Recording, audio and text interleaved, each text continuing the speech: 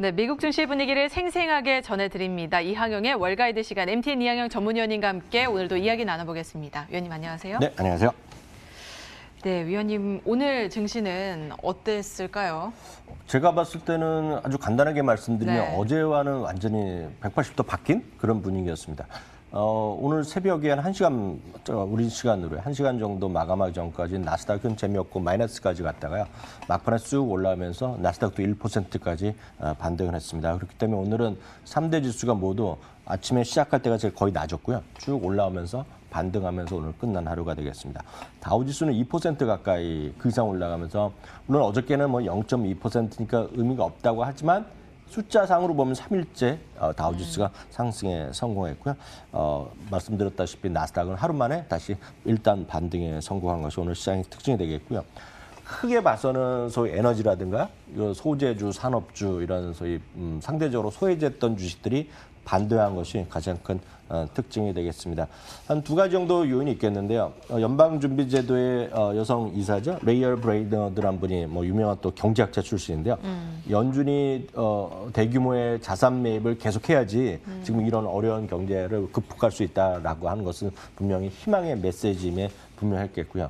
여전히 플로리다나 캘리포니아가 확진자 수가 늘어나고 7일 평균으로 보더라도 이동 평균으로 보더라도 6만 명이 넘어서 엄청 늘어났지만 하루하루 따지는 사람 입장에서 보면 플로리다나 캘리포니아 확진자 수가 조금 줄어들었다고 얘기하는 거. 물론 이게 의미가 있는지 모르겠지만 그 자체를 뭔가 좀 희망의 메시지로 보는 사람들도 있다라고 이해하시면 되겠네요. 오늘 그런데 이제 또 모더나에서 백신 개발에 있어서 굉장히 네네. 좋은 소식을 또 전했잖아요. 네네네. 그래서 뭐 그 신규 감염자 수가 조금 감소한 것도 그렇지만 모더나의 힘도 이제 좀 상당히 영향을 미칠 것으로 보입니다. 어떻게 보십니까? 네, 맞습니다. 모더나는 지난 7월 초였는데요. 7월 3일로 제가 금요일 날로 기억하는데 미국 시간으로요. 그때 이제 무슨 뉴스가 나왔냐면 삼상의 도입이 좀 지연된다 얘기를 했었거든요. 그러면서 주가가 8% 하루가 훅 빠진 날이 있었을 겁니다. 다만 어저께 같은 경우에는 이제 나스닥 100에 포함된 데가 얘기 나왔고 오늘 이제 드디어 7월 26일이라고 날짜가 밝혀졌죠. 네. 그러면서 이제 실제로 3만 명을 상대로 이제 또 그래서 테스트를 한다는 얘기가 나면서 오늘 주까지 올라간 거 그거 역시 분명히 이런 어저께는 파이자였고요. 오늘은 네. 이제 모더나 하면서 오늘은 일단 모더나가 희망의 어떤 목소리 분명히 있다라고 보셔야 되겠네요. 시간에서 지금 17% 넘게 오르고 있어서 상당히 모더나가 힘을 받고 있는 것 같습니다. 네. 오늘 증시의 특징은 소외주들, 즉 경기 민감주들이 이전에는 조금 소외를 받았고 지지부진했지만 좀 반등을 해줬다라는 점이겠죠? 네, 맞습니다. 전체 큰 특징이 앞서 말씀드렸다시피 소외주들이 좀 반등했다는 건데 소외주란 말은 제가 좀 굳이 표현했지만 그동안은 상대적으로 안 오른 것들이 되겠는데요. 그게 바로 말씀드렸던 산업재, 소재주, 에너지 섹터입니다. 이게 흔히 해서 경기 민감 섹터라고 얘기하는 것들인데요. 대표적으로 오늘 다우지수 2% 상승의 가장 주역은 누가 뭐라도 캐터필러였습니다. 캐터필러가 5% 가까이 올라갔는데요. 그럼 도대체 캐터필러가 왜 올라갔냐고 얘기하면 그러니까요. 얘기할 사람이 별로 없습니다. 오히려 지금 미국 시간으로 동부 시간에 이제 트럼프 대통령이 이제 연설한다고 얘기하고 있고 그 내용이 또 중국과의 얘기이기 때문에 어떤 방향으로 튈지 모르겠습니다. 속보 나오면 저희가 계속 말씀드리겠지만 여하튼 캐터필러가 오늘 올라갔고요. 엑슨모빌도 오늘 또다시 한 3% 가까이 오늘 올라갔습니다. 보잉 같은 경우에는 좀 아이러니했어요.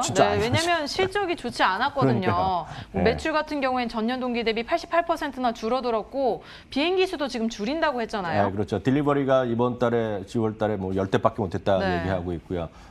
이번 상반기에 지금 취소된 거예요. 주문 취소된 게 수백 대라고 얘기하고 있는데 그럼에도 불구하고 오늘 올라갔다는 거죠. 그러니까 말씀드렸다시피 우리가 좀 판단하기가 쉽지 않은 이런 오늘 왜 올랐지? 아리송한 이런 맞습니다. 아리송한 얘기가 되겠고요.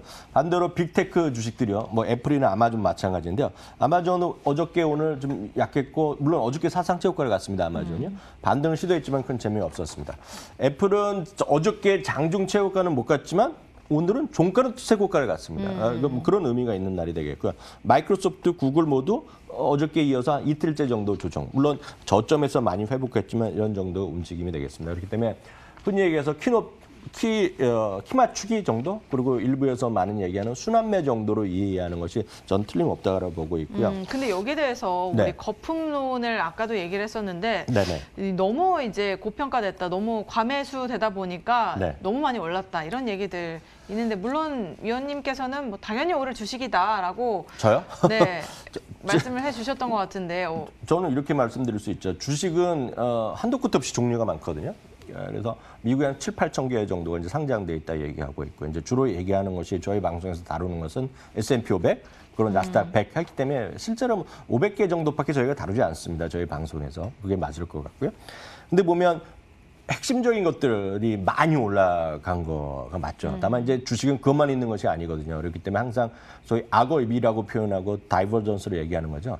그러니까 지금 제일 아이러니한 시장이 경기랑 주가가 따로 가고 있다는 거거든요. 누가 네. 뭐래도 그게 가장 핵심적인 얘기가 되는 거거든요.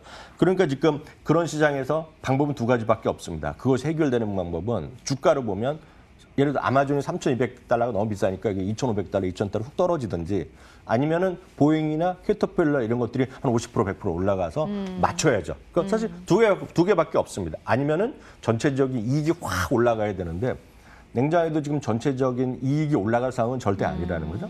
2분기도 지금 마이너스 44%까지 이익 전망이 줄기 때문에 이게 지금 이익이 올라가서 그거를 합리화시킬 수준은 없습니다. 그렇기 때문에 제한적인 상황에서 어떤 걸 선택하느냐의 문제죠. 다만 너무 많이 떨어지면 올라가고 너무 많이 올라가면 쉬는 거기 때문에 저는 뭐 저의 개인적인 선호도는 물론 저는 이제 좀 성장주를 좋아하는 성향이 있지만 그게 100% 맞는 얘기도 아니겠고요. 항상 올라갈 수는 없거든요. 그렇기 때문에 캐터필러 이런 것들, 이런 것들이 주가가 반등할 수도 있고 보잉도 생각하면 그 가치에 비해서 너무 떨어졌다라고 얘기할 수도 상당히 있고, 떨어졌죠. 네, 네. 그것도 얘기할 수 있거든요.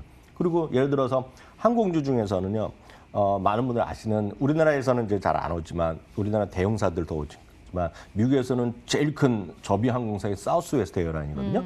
사우스웨스트 에어라인은 지금 모든 미국의 항공주 중에서 가장 재무적으로 튼튼하다는 얘기를 하고 있거든요. 그러니까 그런 것들이 왜 이렇게 떨어져야 되느냐는 거죠. 아무리 비즈니스가 잘 안 되고 어렵지만 그런 것들 버틸 수 있다는 얘기를 하고 있기 때문에 많은 사람들은 그렇게 바뀌는 거죠. 그렇기 때문에 진짜 진정으로 정말 장기적으로 본다 그러면 항공주 중에서 딱 사우스웨스트 에어라인을 얘기하는 점이 분명히 있습니다. 지금도요. 그러니까 그런 것들은 늘 말씀드리지만 선택의 문제일 뿐이다. 다만 주시장은 변동성이 있기 때문에 시장에 좀 시류에 맞는 것도 있고 시류에 좀 못 쫓아가는 것도 있죠. 그건 엄연한 주시장의 현실이죠. 이게 적금이 아니기 때문에 주시장은 상당히 위험한 건 분명히 인지를 꼭 가져야 되겠습니다. 네.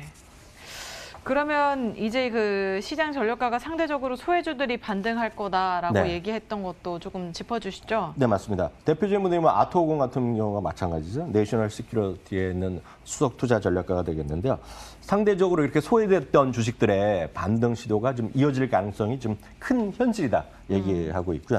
이분보다 훨씬 더 뭐 영향력 있는 분들은 핀코에서도 부회장이었죠. 지금은 알리앙스에서 수석 이코노미스트로 있는 그 유명한 엘 에리언님도 그런 얘기를 하고 있는데요. 엘 에리언은 지금 그런 얘기를 하고 있습니다. 지금 경제랑 주식이 너무나 딴판이고 지금 쉽게 얘기해서 주식을 하는 사람들은 불확실성은 너무 안 보고 있다는 겁니다. 특히 누가 안 보고 있느냐? 개인 투자가들이죠. 개인 투자 중에서도 루비누스에서 거래를 하고 있는 젊은 밀레니얼 투자가 지금 새롭게 들어온 분들은 이게 지금 영원히 갈 줄 안다는 얘기죠. 주식시장에. 그렇죠. 네, 그런 사람들의 입장에서 보면 지금 경고의 목소리를 하고 있고 오늘도 전체적으로 주식시장 비중을 줄여야 된다라는 경고의 목소리도 분명히 있습니다. 또 젊은 사람들이 용감하거든요. 그냥 막 도전합니다. 네. 네.